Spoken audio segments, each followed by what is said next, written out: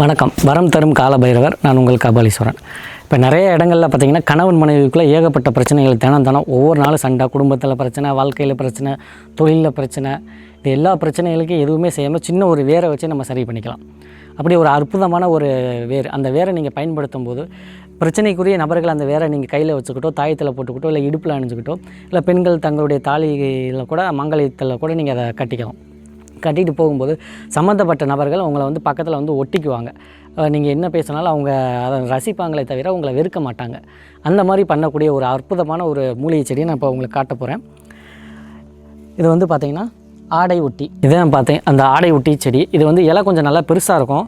இது கொஞ்சம் பூச்சி விழுந்து இலையெல்லாம் பூச்சி சாப்பிட்ருச்சு. ஒன்றும் இல்லை, இந்த இலையை நீங்கள் பிச்சு உங்கள் சட்டையில் ஒட்டிக்கலாம். ரெண்டு பக்கத்துமே அதை ஒட்டும் மாதிரி ஒட்டிக்கலாம். இதை நம்ம வசிய மருந்துக்கும் யூஸ் பண்ணிக்கலாம்.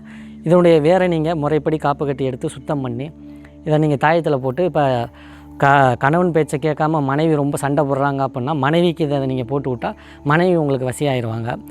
இல்லை மனைவி பேச்சை கேட்காம கணவன் தினம் போட்டு அடிக்கிறாங்க, கணவன்மார்கள் ரொம்ப தொந்தரவு பண்ணுறாங்க அப்படின்னு சொல்கிறவங்க கணவனுக்கு நீங்கள் இது இடுப்புலையோ கழுத்துலையோ தாயத்தில் போட்டு விட்டிங்கனாலே இப்போதும் உங்களுக்கு அடங்கி அனுப்பாங்க. அது இதில் இன்னொரு விஷயம் என்னென்னா, யாருக்கு வசியம் பண்ணணுமோ அவங்க சம்மந்தமாக ஏதாவது ஒரு பொருள் இதில் வேரில் சேர்க்கணும்.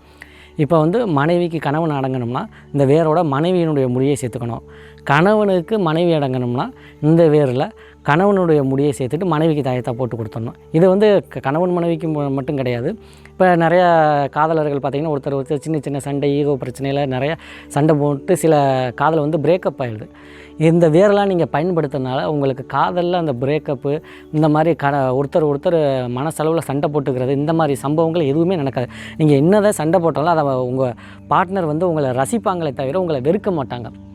அந்த மாதிரி ஒரு அற்புதமான வசிய சக்தியில் டாப்புனா அது இந்த ஆடை ஒட்டி செடி மட்டும்தான்.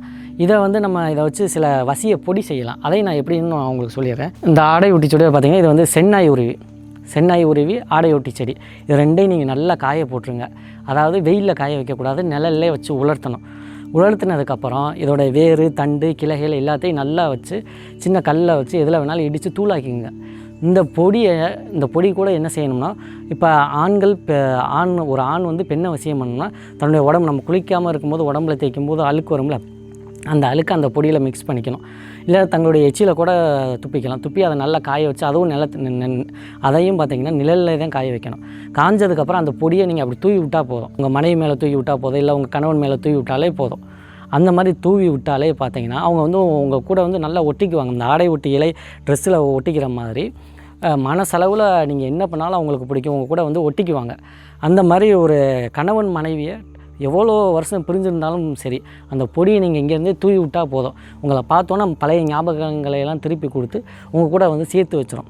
அந்த மாதிரி ஒரு அற்புதமான ஒரு தெய்வீக சக்தி நிறைஞ்சது இந்த ஆடை ஒட்டியும் சென்னாய் உருவி. இதையும் பொதுமக்கள் அனைவரும் பயன்படுத்தி, இப்போ காதலர்கள், பிரிந்த கணவன் மனைவிகள் எல்லாருமே இதை பயன்படுத்தி பயனடைஞ்சுக்கோங்க. காலபைரவருடைய அருள்னால் உங்களுடைய வாழ்க்கை இனிக்கட்டும். நன்றி, வணக்கம்.